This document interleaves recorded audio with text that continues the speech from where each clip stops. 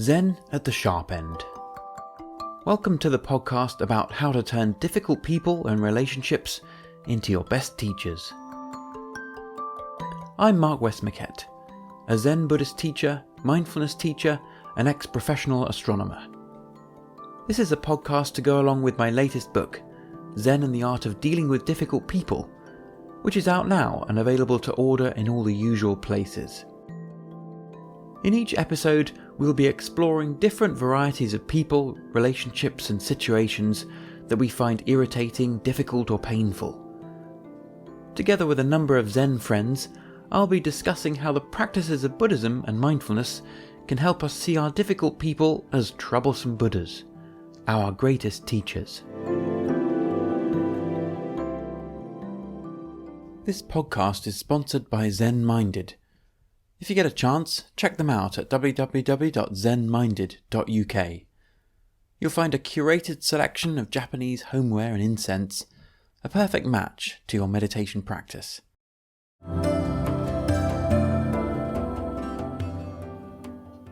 Oh, hi. Welcome, Satya. Thank you for being willing to come on my podcast. Thank you for having me. So, how about we start then by just exploring a little bit about your own background and what brought you into Buddhism, or where you're at with your practice, and is I'm guessing that's a Dharma name, is it? Yeah, my full name is Satya Robyn, so truth and eloquent communication. Lovely. Yeah, so I was ordained maybe 10 years ago. I'm not very good with timings. I never remember how long ago things were, but a while back. With my previous group. So I left that group a couple of years ago. So now I kept my name and I'm a Buddhist. Oh, it's difficult to know where to start, really. Where there's a lot I could say. I can just give a short version. Yeah, just like kind of your journey a little bit, maybe. Yeah, so I found Buddhism, or Buddhism found me, as is often the case with these things. Little nudges here and there took me to a Zen group, actually, a long time ago. And then over the years, I was nudged towards Pure Land Buddhism, which is not so well known here in the West. Very popular in Japan, and a bit of an antidote to my very atheist, kind of secular start in life.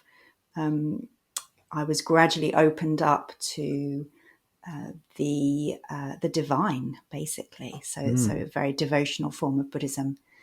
And I run a Buddhist temple here in Malvern with my spouse, Casper. Oh, yeah. And we've been here for 8 years now. We have a local congregation who come to practice with us a couple of times a week, come to retreat days. And we're very much interested in both kind of everyday Buddhism. So how can it actually make a difference to the people that come and practice with us? And we're also both deeply affected by the climate crisis. We're both members of Extinction Rebellion Buddhists. We've both got a few arrests under our belts, and talk a lot about our connection with nature, our connection with the earth, and how that can inform our practice, and the other way around too. So we do quite a lot of practice outside. We start with walking meditation on a Saturday before we go into the shrine room. We do mindful walks on the Malvern Hills for our retreat days. Lovely. So we're very lucky to be in a beautiful part of the country. But I guess, the Buddha was outside for most of the time that he was practicing, which we forget, I think. Not in a shrine room. Yes. Yeah, absolutely. So my theory is that for him, that relationship almost went without saying. That it was very deeply influential, but didn't really get talked about explicitly very much, apart from at the beginning, the little descriptions of where he is at the beginning of the sutras. You hear little glimpses, don't you, of the different settings that he's in. Exactly. Yeah. So you're an ordained priest, I suppose you'd say? Yeah, no, not anymore. So it's a bit complicated, and I won't go into that now because it's a long story. But I left the organisation that I was ordained with. I left a few years ago, so we left our ordination with the group. It's a complicated thing, you know. Are you ordained if you're not a part of the group that ordained you anymore? And we thought probably not. Some people would think yes, they were, but we decided no, we weren't. So we continue as independent Buddhist teachers. I'm talking about it's the we, me, and Casper, my spouse. We're both training with Bright Dawn, which is an American organisation at the moment, and we'll be lay ministers with them at some point next year. So we'll get a badge again. It's a very sort of confusing status, I suppose, isn't it? Like, if you're a monastic or non-monastic, are you a minister? Are you non-minister? Are you a teacher or not? I mean, it's kind of what do you call yourself? Is a tricky one, isn't it? Yeah, and there's different reasons, I guess, for those labels, aren't there? And some of them are personal. Do I have the authority or is it okay for me to teach? And some of them are about other people being able to place you or have confidence in you. There's obviously some Buddhist traditions take lineage very seriously, so there's something very important about that kind of way of handing something down.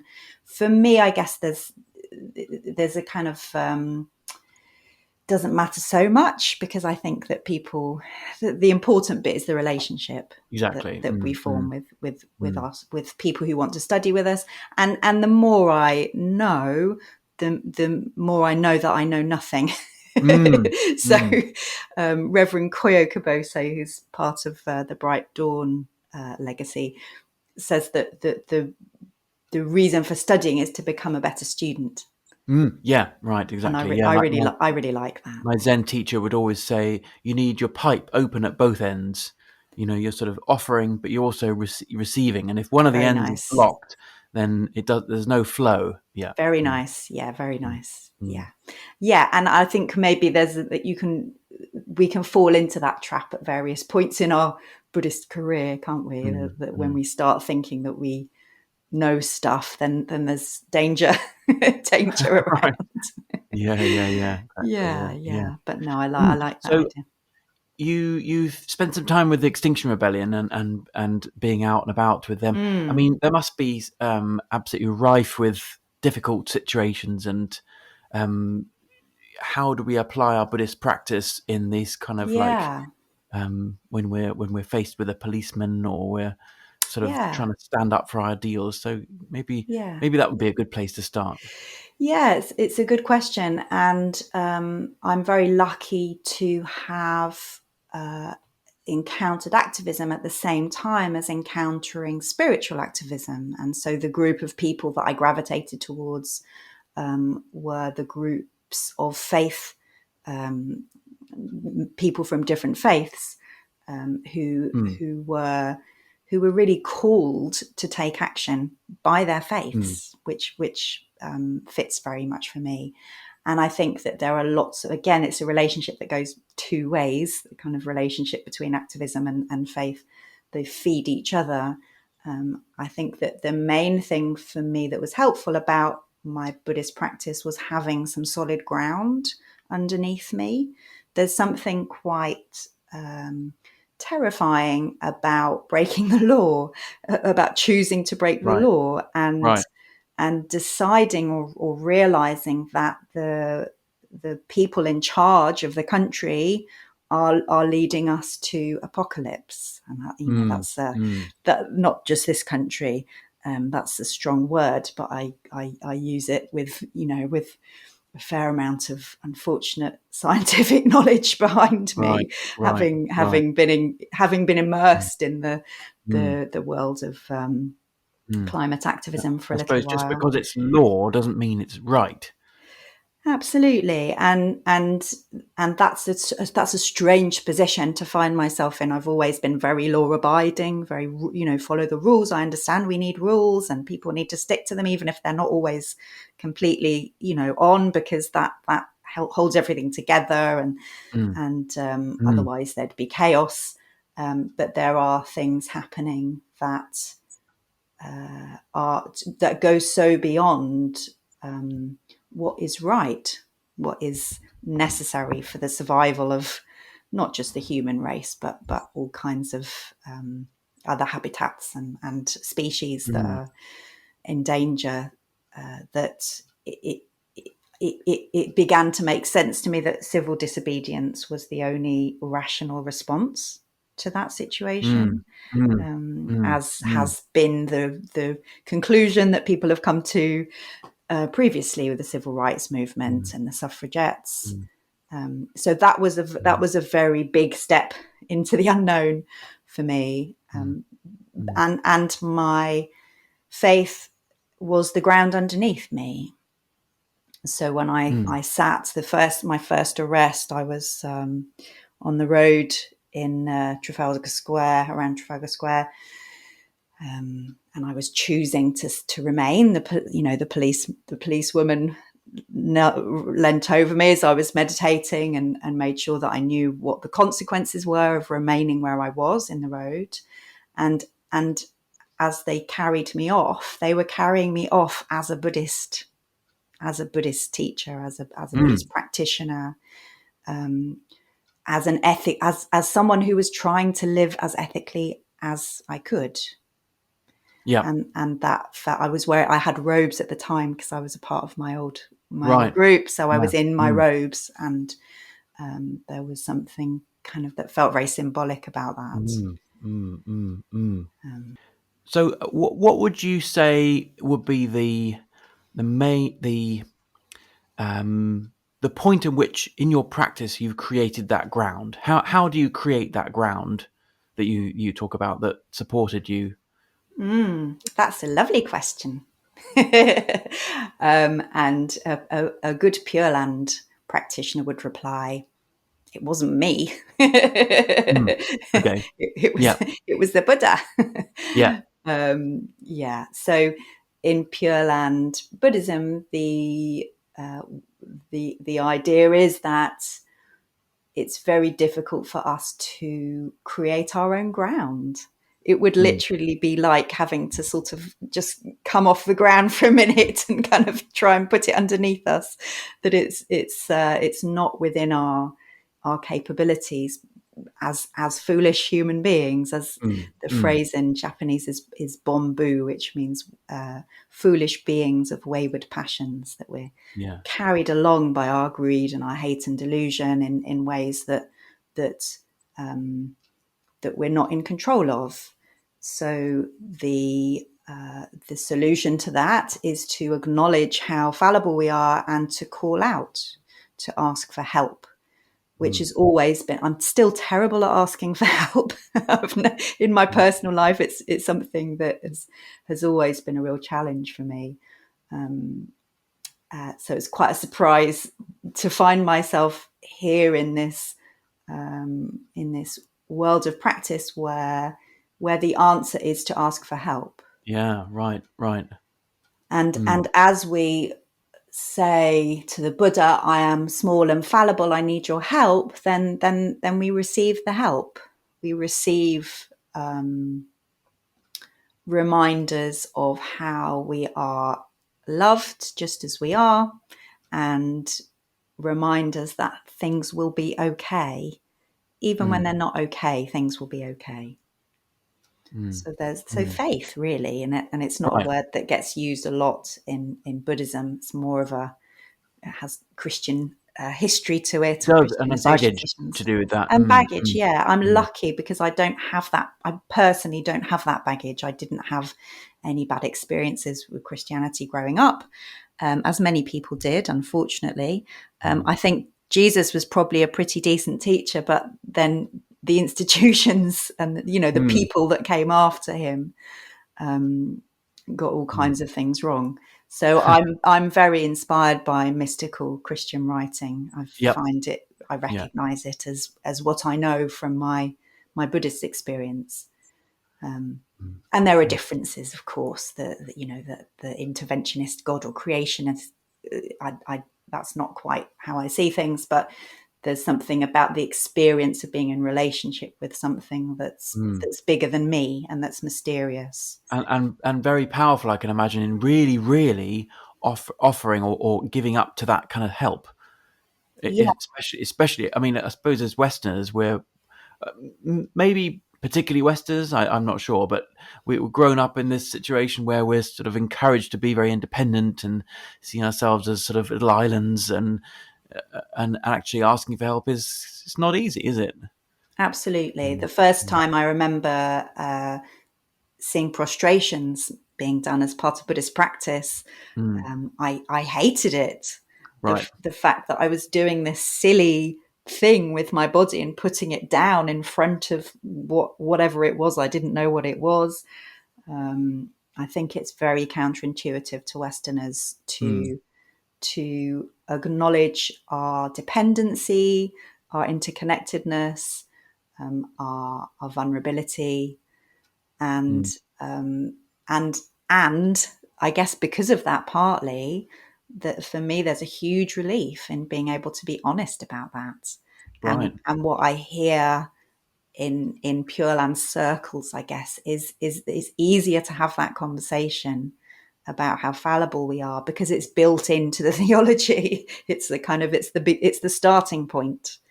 Is Yeah. that Yeah. we are human and we will continue to be human, and there is something that can help us, and that we will be okay. Yeah. So in this particular situation, you were on Trafalgar Square and being, lifted up and carried. I mean, how would you say your practice evolved from that point, or you learn? What was the sort of things you took away from that experience? Yeah, it's my practice was around for a long time before that, so it's Or, more or, of or a kind of any? I mean, I'm just sort of, I suppose, trying to dig a little bit into those kinds of experiences and what. I mean, we've got our ground, and the ground allows us to be there and be kind of solid in what our choices have been. But then Mhm. sometimes something happens afterwards, like, I don't know, we find something new. Yeah, I don't know if this will answer your question or not, but there's something about a deeper and deeper experience of brokenness, and that taking the action as an activist is really good for my mental health because it makes me feel like I'm doing something, Ah, and that I'm doing something that at least is seen by people as drastic and seen by me as drastic in a way that's kind of approaching it's more approaching a kind of an appropriate response to right. the to To the such to a the situation that we're yeah, in.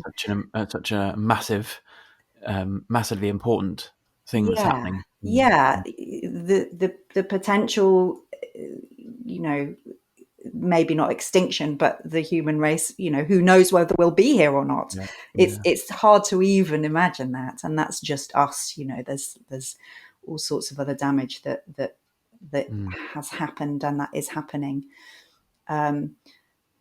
But I think that feels good, and that kind of carries me forwards, and it's so small. It's so tiny mm. compared to what is required. Yeah, So even this thing that I did, I have another friend who did a hunger strike for, I think it was 60 days in the end. I can't remember, but a long, long time outside Parliament. I have other friends who have been in prison yeah, repeatedly yeah, for their eco activism, and that's huge. They're risking their houses, they're risking losing their in terms of fines, they'll lose their house or they'll lose their job or yeah. it's just I can't even imagine how somebody would make that kind of size of sacrifice. And here we are with day two of a new prime minister who is less willing to take action on environmental Mm, issues than our mm. last one, less likely. So here, here's so since you bring that up, I mean, when I was writing the book Zen and the Art of Dealing with Difficult People, I was wanting to put in a chapter there of troublesome politicians, politics, right? I talk about difficult people in terms of your neighbors and your colleagues and family and all that kind of stuff. And then when it comes to politics, can be something which generates an enormous amount of anger and frustration in people. Yet most people I spoke to about, how do you deal with difficult troubles, politicians and politics? And they said, well, I just stopped watching the news. I thought, well, Yeah. that's one option. We just sort of back away and we just switch it off. Yeah. But I think there's, so I didn't actually end up writing that chapter, and I think there's a lot there to explore. And so I wonder, perhaps how can we bring our practice to bear to something like this? A change of prime minister, and the new prime minister is really not in line with what we hope or what we want. How do Yeah. we practice with that? Yeah, Would you that's say? another excellent question. And the temptation to numb out is so strong. Mm. It's the third poison, isn't it? That kind of Yeah, denial. to It's delude like, let's ourselves that it's just not. Yeah. not go there, and then No. we can manage to get on with our days without just feeling despair or fury. Yeah. And that was my reaction to the climate crisis too. It feels quite similar in a way. There's something about the size of the problem that just, where do we go with it? And I guess I'd answer in a few different ways. One would be civil disobedience. Right. There are things you can do Yeah. to speak about your feelings about what's happening in the country, and I think civil disobedience is quite powerful. Yeah. The second answer would be to get into politics. If you have the stomach for it, even in a small way, maybe you could do something local, or if you think you can do a better job, then do it. And I'm not that person, so I always reserve extreme judgment when it comes to politicians, because I'm not putting myself forward for the job. So I imagine that it is a hugely difficult job. The third thing to say would be that we can always stay in touch with our compassion and our wisdom when we're thinking about how it is for those individuals who have that job of leading. And our current prime minister, as all our historical prime ministers, are products of their extremely strong conditioning, both personally within their families and in society, in terms of the class system, the school system, the where power's been held for centuries, whether they're men or women or white, or all of that privilege.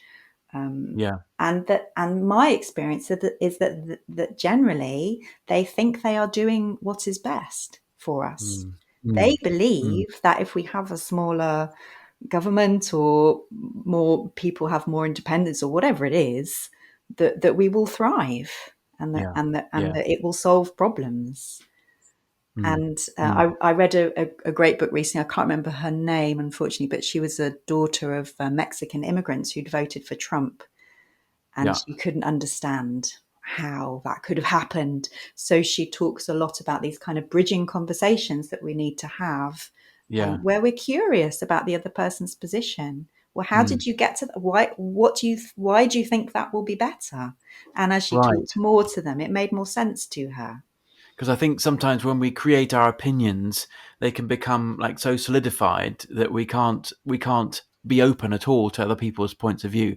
I think that's what I find most difficult. Is there's the politician, which is kind of like the speaker for a group of people, and it's the group of people that I don't particularly find easy to understand. Like they're the speaker, but what about the people who vote for them? All these, I mean, apparently is vast swathes of the country that vote in that direction.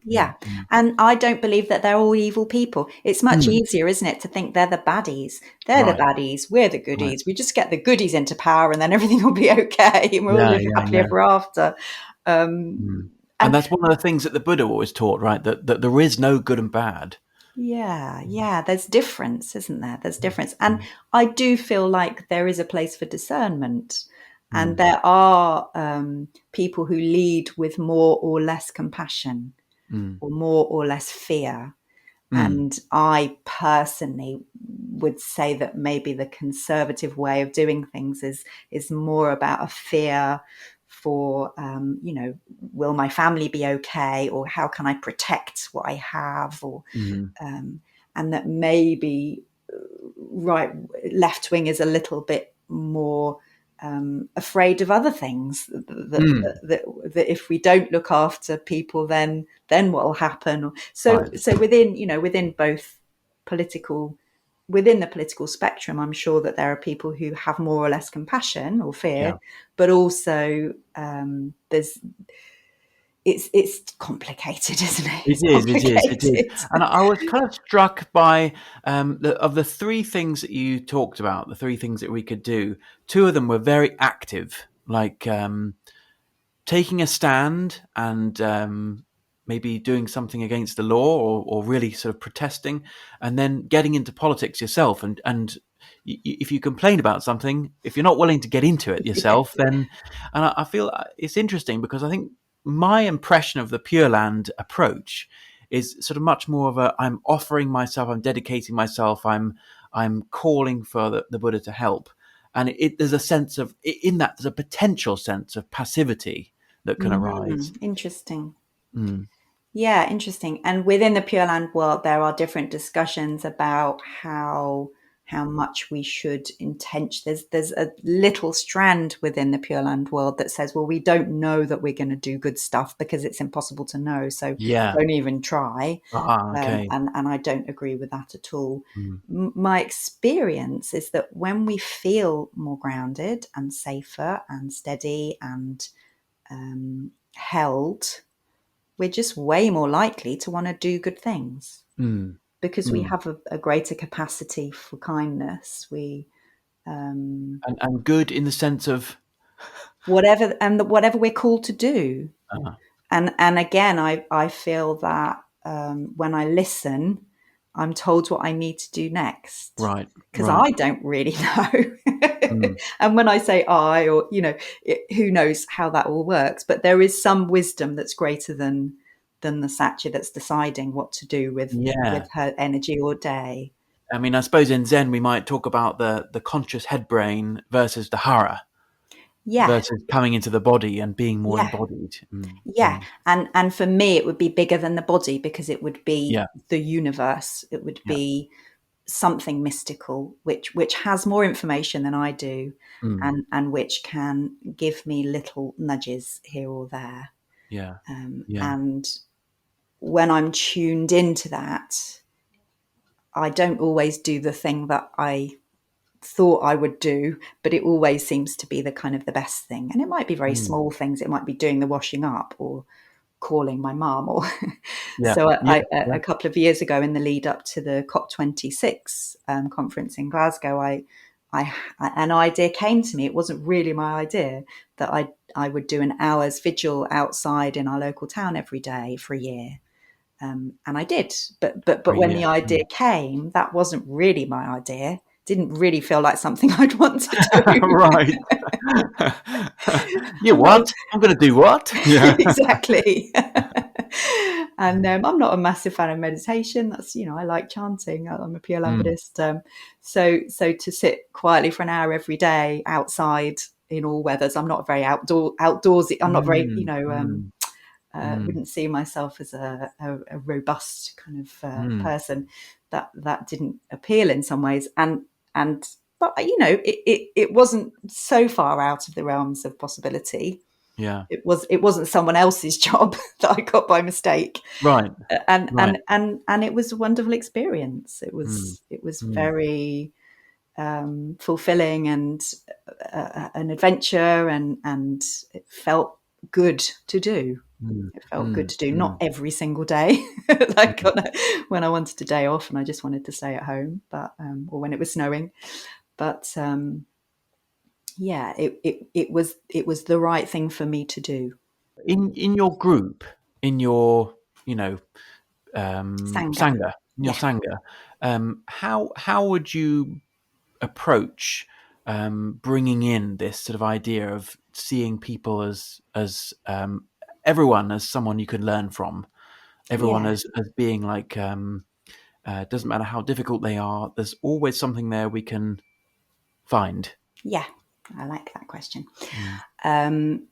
There's a Buddha who's called Gadgadasvara, who's in the Lotus Sutra, and Gadgadasvara means kind of stuttering, so it's like the stuttering Buddha. Yeah. And he appears in very different forms.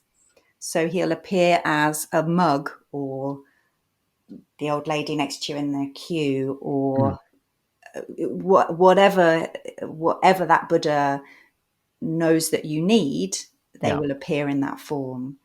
And so a combination of knowing that anything we meet at any moment could be Gadgadasvara appearing to offer us a lesson, and being able to look through the Buddha's eyes. Because through the Buddha's eyes, everybody is lovable and acceptable and understandable. All of the things that people do to us make sense from the perspective of the other person's history, the other person's wounding. So we're kind of Buddhas meeting with other Buddhas all the time. I know that I'm not the first person to say that. I can't remember where that came from. Was it Dogen maybe? So when things are going wrong, either we've forgotten that we can look through the Buddha's eyes at people, or we've forgotten that the other person is actually a Buddha in disguise. Yeah. And it seems to me like walking through life with that attitude, even if we fail every time, even just bringing that attitude to the way we see situations and people can really change things. Absolutely. I think that Pure Land Buddhism, in Pure Land Buddhism, we would say that Pure Lands are everywhere. That we land in the Pure Land right then and there when that attitude is in us. That we all almost have an opportunity to refine that in every moment. I nearly said recreate, but I think for me it's something about remembering rather than recreating. That there's it's almost anti-effort. It's opening rather than efforting. Like the original Sanskrit word for mindfulness we use today, sati, means remembering, right? It's just remembering that it's here. It's all here, right here. Absolutely. Yeah. It's a nice thought. What a lovely place to finish. Absolutely. Yeah. Thank you so much for all of your lovely examples and wisdom and lovely way of describing it. Pleasure. My pleasure. If you've enjoyed this podcast, please leave a review and a star rating on whatever platform you use. And do recommend it to others, because we all have difficult people in our lives, and each of them offers us a real opportunity for learning and growth. For more information about my book and what else I offer, head over to my website, markwestmackett.co.uk. Thanks so much for listening. Bye for now.